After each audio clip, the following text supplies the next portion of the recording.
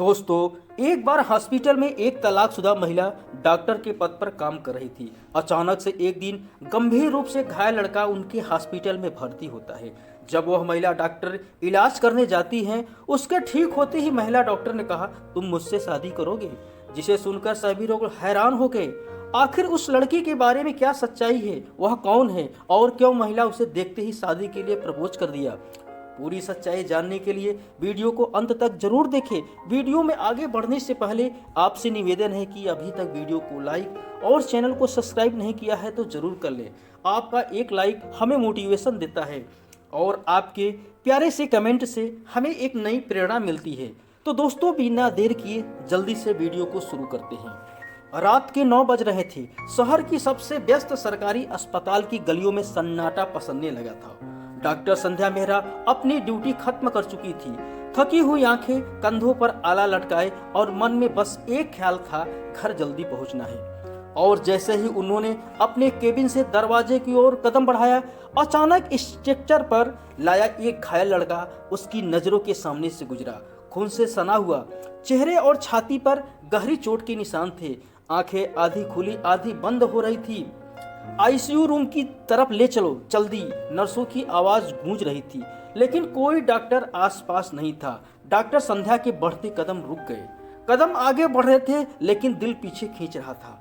मैं ड्यूटी पर अब नहीं हूँ, मैंने अपना समय दे दिया है, मेरी आज की ड्यूटी समाप्त हो चुकी है। तभी एक नर्स दौड़ कर आती है और डॉक्टर संध्या से कहती है कि डॉक्टर साहब, उस लड़की की हालत बहुत ही खराब है, आप जल्दी चलिए। डॉक्टर संध्या कहती है कि नहीं, मेरी ड्यूटी समाप्त हो चुकी है, अब जिसकी ड्यूटी होगी वही देखेगा। तभी नर्स बोल पड़ती है, मैडम अभी तक कोई आया नहीं है और लड़के की हालत बहुत ही नाजुक हो चुकी है। अब डॉक्टर संध्या के मन में कुछ विचार आया, फिर तेज कदमों से आईसीयू की तरफ जाने लगी। डॉक्टर संध्या वहां पहुंचकर लापरवाही से उस लड़के पर नजर डालती हैं, पर जैसे ही चेहरा दिखाई दिया, सांसें रुक गईं। उनको लगा जैसे दिल ने धड़कना ही छोड़ दिया और पैरों में कंपन सी होने लगी। आंखें भर आईं, क्योंकि वह घायल लड़का कोई और नहीं था। यह वही लड़का है जिसे कुछ समय पहले उनका तलाक हुआ है। यह वही चेहरा है जिसे कभी वो रात भर निहारती थी, जिसे कभी वह जान से भी ज्यादा चाहती थी, और आज उसकी जान उनके रख्मों करम पर है। तभी उनका मन करता है कि नहीं नहीं, ये हमारा नहीं लगता, इससे हमारा तलाक हो चुका है और हमारे ड्यूटी का भी समय समाप्त हो चुका है, अब हमें यहाँ से चलना चाहिए। तभी उनका दिल कहता है, नहीं संध्या, अपने फर्ज को याद करो। डॉक्टर का सिर्फ एक ही फर्ज होता है, किसी भी हालत में, चाहे किसी भी परिस्थिति में हो, डॉक्टर का सिर्फ एक ही फर्ज होता है, वह लोगों की जान बचाना। अगर आज इसे कुछ हो गया तो क्या कभी तुम खुद को माफ कर पाओगी? अब डॉक्टर संध्या ने बिना एक पल गंवाए नर्स से कहती है, तुम ऑपरेशन की जल्दी तैयारी करो। उन्होंने बैग मेज पर रखा, ड्रेस वापस पहना और आईसीयू की तरह दौड़ पड़ी। आईसीयू में लगभग 4 घंटे तक ऑपरेशन चलता रहा। पसीने से भीगा माथा, कांपते हाथ और हर बीप पर नजरें गड़ाए संध्या ने वो सब कुछ किया जो एक डॉक्टर को करना चाहिए था। 4 घंटे बाद लड़के की हालत ठीक थी, वो खतरे से बाहर था। उन्होंने थककर कुर्सी पर सिर टिकाते हुए अपनी पुरानी बातों को याद करने लगती है। जब कभी संध्या और आदित्य मेडिकल कॉलेज के दिनों में एक दूसरे से प्यार करते थे। आदित्य एक होनहार लड़का था, लेकिन साधारण परिवार से था। संध्या की माँ को यह रिश्ता मंजूर नहीं था। गरीब दामाद हमें शोभा नहीं देता, उसकी माँ हमेशा कहती थी। कई सालों की लड़ाई और समझौते के बाद दोनों ने शादी तो कर ली, लेकिन संध्या की माँ की बातें कभी पीछा नहीं छोड़ती। वह आदित्य को सदैव कुछ ना कुछ कहती ही रहती। एक बार तो हद ही कर दी, और शायद वह आखिरी दिन होगा जब हम दोनों के साथ रहने का। दरअसल बात यह थी कि आदित्य संध्या को लेने उसके माँ के घर आया था, क्योंकि संध्या थोड़ी बीमार रहने लगी थी, इसलिए दवा कराने के लिए अपनी माँ के घर आई थी। अब दवा करके दोनों घर से निकलने ही वाले थे, तभी संध्या की माँ आ जाती हैं और आते ही उन्होंने आदित्य से कहना शुरू कर दिया कि हमको आज यही दिन देखना बाकी रह गया था। आज मेरी बेटी बीमार है, तुम उसके लिए कुछ नहीं कर पा रहे हो। एक दिन जमाना था कि तुझे थोड़ी सी छींक भी आ जाती है तो यहाँ डॉक्टरों की लाइन लग जाती थी। मैंने पहले ही कहा था, यह गरीब मेरी बेटी के लिए कुछ नहीं कर पाएगा, लेकिन बेटी की जिद के आगे क्या कर सकती है। तभी संध्या माँ को कहा, बस भी करो माँ, मैं तो केवल आप लोगों से मिलने आना था, इसलिए बीमारी का बहाना बनाया था। तभी संध्या की माँ डांटते हुए कहा कि तुम चुप ही रहो, मैं पहले ही कहा था कि तुम्हारी शादी रायजादे खानदान में होगी जो शहर के सबसे बड़े अमीर खानदान से है, लेकिन तुमने एक गरीब को हमारा दामाद बना दिया। अब न जाने क्या क्या संध्या की माँ ने आदित्य को कह डाला।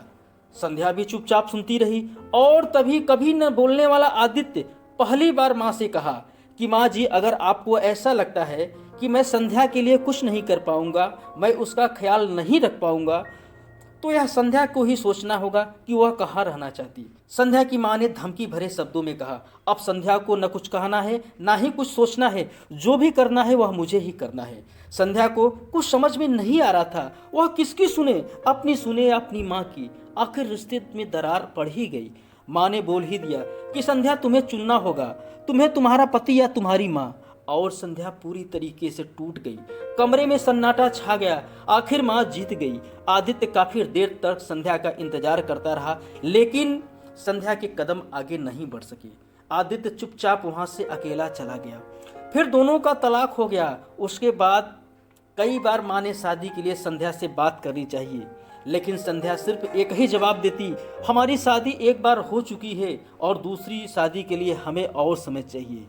और रात के 2 बज चुके थे। तभी नर्स ने आकर बताया कि मैडम, उस लड़के को होश आ चुका है। डॉक्टर संध्या चौंकते हुए उसकी ओर देखा। फिर नर्स से बोलने लगी, लेकिन वह बहुत ज़्यादा कमज़ोर है। आईसीयू में मॉनिटर की बीच बीच में आंखें खुलती है, लेकिन कमजोरी की वजह से वह ठीक ढंग से आंखें खोल नहीं पा रहा है, ना ही बोल पा रहे। डॉक्टर संध्या ने कुछ दवाइयाँ लिख दी और समझाते हुए कहा, उसकी ठीक ढंग से देखभाल करते रहना, कोई भी लापरवाही नहीं होनी चाहिए। नर्स हाँ में सिर हिलाते हुए दवाइयाँ लेकर चली जाती है। सुबह संध्या नर्स से आदित्य के बारे में पूछकर घर चली जाती है और घर पहुंचते पर आज उनकी चाल में एक अलग ही अंदाज था। उनका चेहरा रात की थकान के बावजूद भी पूरी तरीके से खिला खिला लग रहा था। उन्होंने जल्दी से नहा धोकर कुछ आराम किया, फिर तुरंत हॉस्पिटल के लिए निकल जाती है, क्योंकि दिल और दिमाग आदित्य को देखे बिना नहीं रह पाता था। अब ज़्यादा समय हॉस्पिटल में ही बीतने लगा, लेकिन इस बात का सदैव ख्याल रखा कि किसी को भी यह न पता चल सके कि घायल लड़का आदित्य उनका तलाकशुदा पति है, और ना आदित्य को पता चल सके कि उसका इलाज करने वाली डॉक्टर संध्या उसकी तलाकशुदा पत्नी है। धीरे धीरे 2-3 दिन इसी तरह से चलता रहा। आखिर एक दिन जब संध्या हॉस्पिटल के निकल रही थी तो माँ पूछ ही लेती है, बेटी आजकल तुम बिना ड्यूटी के समय भी हॉस्पिटल जाया करती हो? तो डॉक्टर संध्या कहती है, माँ शायद आपको याद होगा कि मैं एक दिन पूरी रात हॉस्पिटल रुक गई थी।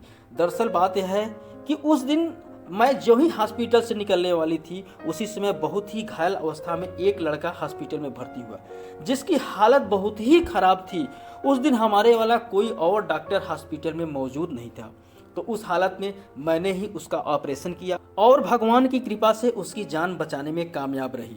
जब सुबह बड़े डॉक्टर साहब आते हैं तो उन्होंने रिपोर्ट और ट्रीटमेंट देखकर इलाज करने वाले डॉक्टर की खूब सराहना की, और जब उनको यह मालूम हुआ कि इलाज करने वाली डॉक्टर मैं ही थी तो उन्होंने मुझे शाबाशी देते हुए कहा कि तुम इसी तरह से मेहनत करते रहो और लगन से काम करती रहो, एक दिन तुम मुझसे भी बड़ा डॉक्टर बनोगी। और उसकी सारी जिम्मेदारी मुझे सौंप दी और कहा, जब तक यह पूरी तरीके से ठीक नहीं हो जाता, इसकी देखभाल तुम्हारी ही निगरानी में होगा। अब बताओ माँ, मेरी जिंदगी का सवाल है, जो हमने सपने देखे थे वह मेरे सामने दिख रहा है, तो इसके लिए हमें थोड़ी बहुत मेहनत तो करनी होगी।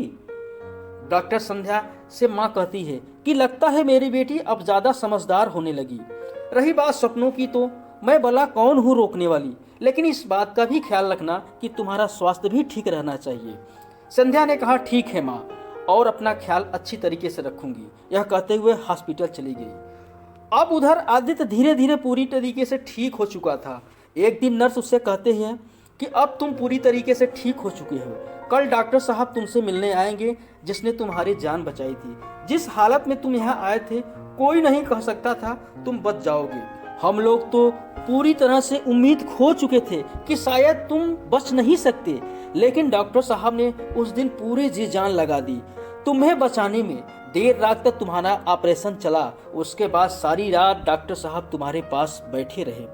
हो सकता हो 2 दिन बाद तुम्हें छुट्टी मिल जाए। अब आदित्य बेचैनी से उस डॉक्टर का इंतजार करने लगता है जिसने उसकी जान बचाई थी। वह उसको मिलकर धन्यवाद कहना चाहता। अब अगले दिन सुबह संध्या घर पर इस तरह से तैयार हो रही थी जैसे कोई खास लोग उससे मिलना है। तैयार होकर चलते समय उन्होंने 2 बार अपना चेहरा आईने में देखा।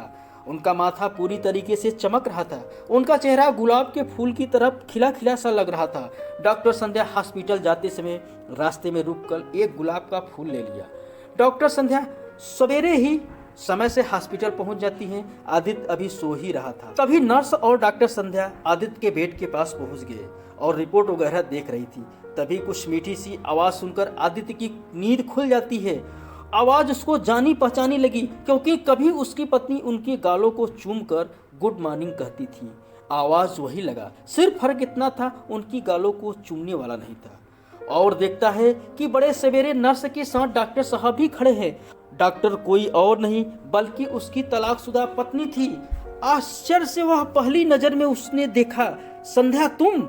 उसकी आवाज बेहद धीमी थी। तभी नर्स कहती है, यही डॉक्टर संध्या है जिसने तुम्हारी जान बचाई। यह कहकर वहां से चली गई। डॉक्टर संध्या कहती हैं, हाँ मैं ही हूँ। आदित्य की आंखों से आंसू बह निकले। भारी गले से कहा, तुमने मेरी जान बचाई? डॉक्टर संध्या कहती है, नहीं आदित्य, ये मेरी जान थी जो मुझे वापस लानी थी, क्योंकि तुम्हारे अंदर जो दिल धड़क रहा है उसमें मेरा भी दिल है। जो तुम्हारे अंदर सांसें चल रही हैं उसमें मेरी भी सांसें मिली हुई हैं, तो इसे मैं कैसे रुकने देती। आदित्य की आंखें भर आई। वो फपक कर रो पड़ा और कहा, क्यों किया ये सब? अब तो हम दोनों का तलाक हो चुका है। डॉक्टर संध्या ने कहा, नहीं आदित्य, दिल और रिश्ते का कभी तलाक नहीं होता। आज भी हमारा दिल तुम्हारे लिए ही धड़क रहा है। रही बात तुम्हें बचाने की, तो फर्ज और ड्यूटी खत्म होने का इंतजार नहीं करते। आदित्य कहते हुए संध्या ने उसका हाथ थाम लिया और गुलाब का फूल आगे बढ़ाते हुए कहा कि तुम मुझसे शादी करोगे? फिर से एक हो सकते हैं, तुम मुझसे दोबारा शादी करोगे? डॉक्टर संध्या ने पहली बार बिना डर, बिना संकोच या किसी सामाजिक दबाव से सारी बातें कह रही थी। वो जानती थी कि यह वही इंसान है जो उनके दर्द का हिस्सा था और शायद आज फिर से उसकी जिंदगी बन सकता है। तभी आदित्य कहता है, नहीं संध्या, ऐसा नहीं हो सकता, क्योंकि उस दिन जब तुम्हारी माँ कह रही थी हमारा तलाक हो रहा था तो तुमने कुछ नहीं कहा। तभी डॉक्टर संध्या बोल पड़ती है, नहीं आदित्य, अब ऐसा कुछ नहीं होगा। उस दिन हम माँ के आंसुओं के बोझ तले दब गई थी, समाज से डर गई थी, लेकिन अब वह गलती नहीं करूंगी। मुझे दोबारा से जिंदगी मिला है, उसे खोना नहीं चाहती, चाहे हमें सारी दुनिया से लड़ना पड़े। यह कहते हुए डॉक्टर संध्या आदित्य को गले से लगाकर रो पड़ी। आदित्य भी रोने लगता है। काफी देर तक दोनों में बातें चलती रहती है। उसके बाद डॉक्टर संध्या ने कहा, कल तुम्हें छुट्टी मिल जाएगी, तुम्हें डिस्चार्ज कर दिया जाएगा, हम कहीं दूर जाकर एक अलग दुनिया बसाएंगे। यह कहकर डॉक्टर संध्या वहां से चली गई और घर पहुंची तो उनके मन में बहुत सारे सवाल चल रहे थे। क्या इस बार फैसला मेरा होगा? माँ इसके लिए मान जाएगी? अब संध्या के भीतर एक तूफान चल रहा था। वह खुद से सवाल करती है, क्या मैं फिर वही गलती दोहराने जा रहा हूँ? क्या इस बार मेरी माँ को चोट लगेगी या मुझे फिर इस रिश्ते को खोना पड़ेगा? यह सोचते हुए कब के रात 10 बज गए उसको पता ही नहीं चला। माँ खाने के लिए बुलाती है तो उसको कुछ पता ही नहीं चलता। डाइनिंग टेबल पर उसकी माँ बैठी थी। दोनों खाना खा रहे थे, लेकिन संध्या का खाना खाने में मन नहीं लग रहा था। वह बार बार अपनी माँ की ओर देख रही थी। तभी माँ बोल पड़ती है, क्या बात है बेटी, कुछ परेशानी है? तुम बहुत परेशान लग रही हो। डॉक्टर संध्या हड़बड़ाते हुए कहा, कुछ नहीं माँ, बस। उसके बाद चुप हो जाती है। माँ कहती है, बेटा परेशानी बता देने से मन हल्का हो जाता है, हो सकता है कुछ हल ही निकल जाए। यह सुनकर डॉक्टर संध्या हिम्मत से धीरे से बोलती है, माँ मैंने उस दिन आपको बताया था कि एक दिन एक बहुत ही गंभीर हालत में एक लड़का हॉस्पिटल में भर्ती हुआ था, जिस वजह से हमें रात रुकना पड़ा। वो लड़का कोई और नहीं, आदित्य था। आदित्य का नाम सुनते ही माँ के खाना खाते हुए हाथ रुक गए। घूरती निगाहों से डॉक्टर संध्या को देखते हुए कहा, अभी तक उसे भूला नहीं? क्या फिर से तुम उस लड़के के पास जा रही हो? डॉक्टर संध्या बोलती है, माँ वो लड़का नहीं, वो मेरा पति था और शायद फिर से हो सकता है। माँ तेज आवाज में कहती है, मैंने पहले ही कह दिया था, हमारी इज्जत उस गरीब के साथ नहीं जोड़ सकती। अब डॉक्टर संध्या की आंखों में डर नहीं था, उनके इरादे मजबूत थे। वो बिना डर के माँ से पूछा, तो क्या माँ इज्जत सिर्फ पैसे से होती है? जिसने मेरी सारी खुशियाँ छीन ली, हमारे बसे बसाए घर को उजाड़ कर रख दिया, वो गरीब नहीं थी, आपकी सोच थी। माँ की आवाज में गर्जना थी, लेकिन डॉक्टर संध्या ने बिना डरे आत्मविश्वास के साथ कहा, नहीं माँ, इस बार फैसला मेरा होगा। मैं डॉक्टर जरूर हूँ, पर मशीन नहीं जिसे सिर्फ अपनी सुविधा अनुसार बटन दबा दो वह काम करता रहे। मेरे पास भी दिल है और उस दिल ने भी कभी आदित्य को छोड़ा ही नहीं। मैंने एक बार अपनी जिंदगी खो दी थी, भगवान ने दोबारा मिला दिया। इस बार मैं पीछे नहीं हटूंगी। तब माँ ने कहा, तो बात यहाँ तक पहुँच चुकी है। जो लड़की आज तक सिर उठाकर हमें बात नहीं कर सकती, आज जो हमसे ऐसी बातें कर रही है, तो ठीक है संध्या, तुम्हें दो में से एक को चुनना होगा। डॉक्टर संध्या ने धीरे से कहा, ठीक है माँ, मैं उस दिन आपके फैसले का साथ दिया था और हमारा तलाक हुआ था, लेकिन माँ मुझे माफ करना, आज नहीं। यह कहते हुए डॉक्टर संध्या वहां से निकल जाती हैं। कमरे में पूरा सन्नाटा फैल जाता है। अगले दिन आदित्य को अस्पताल से छुट्टी मिली। वह बाहर निकल ही रहा था कि देखा संध्या गाड़ी के पास खड़ी है। आदित्य सिर झुकाए जा ही रहा था। अब कहाँ जाओगे? डॉक्टर संध्या मुस्कुराते हुए पूछा। आदित्य बोलता है, पता नहीं, फिर से जिंदगी नई शुरू करनी है। डॉक्टर संध्या ने कहा, लेकिन अकेले? तो फिर अकेले क्यों? चलो हम भी साथ चलते हैं दोबारा से, लेकिन इस बार हमारी दुनिया अलग होगी, उसमें सिर्फ तुम और हम होंगे। आदित्य की आंखों से आंसू बह निकले और बोलता है, क्या सच में? हाँ, डॉक्टर संध्या कहती है, इस बार तुम्हारा और मेरा रिश्ता कोई और तय नहीं करेगा, हम खुद करेंगे, हम खुद चलाएंगे, चाहे रास्ता कितना भी मुश्किल क्यों न हो, हम दोनों खुशी से जी लेंगे। और फिर दोनों वहां से निकल पड़ते हैं अपने नए सफर की ओर। उन्होंने एक छोटा सा क्लिनिक खोला। क्लिनिक के बोर्ड पर लिखा था, डॉक्टर आदित्य और डॉक्टर संध्या। दोनों की मेहनत और लगन से बहुत ही कम समय में दोनों फेमस हो गए। उनके यहाँ लोग दूर दूर से इलाज करवाने आते। उनके यहाँ गरीब और अमीर दोनों का एक ही समान इलाज किया जाता था। उनकी फीस मात्र 5 रुपये थी। क्लिनिक के बाहर एक दान पेटी भी रखी हुई थी। लोग अपनी इच्छानुसार दान किया करते थे और बहुत ही जल्द दोनों ने मिलकर एक चैरिटी हॉस्पिटल बनवाया। हॉस्पिटल का नाम डॉक्टर संध्या ने अपनी मां के नाम पर रखा। अब दोनों खुशीपूर्वक जीवन जी रहे हैं। दोस्तों, यह कहानी आपको कैसी लगी कमेंट बॉक्स में ज़रूर बताइएगा। वीडियो पसंद आई तो लाइक और दोस्तों के साथ शेयर ज़रूर करें। अगर ऐसे ही कहानी चाहते हैं तो चैनल को सब्सक्राइब करना न भूलें। आपका एक लाइक हमें मोटिवेशन देता है और आपके प्यारे से कमेंट से हमें एक नई प्रेरणा मिलती है। आपका बहुत बहुत धन्यवाद जो लास्ट तक बने रहे।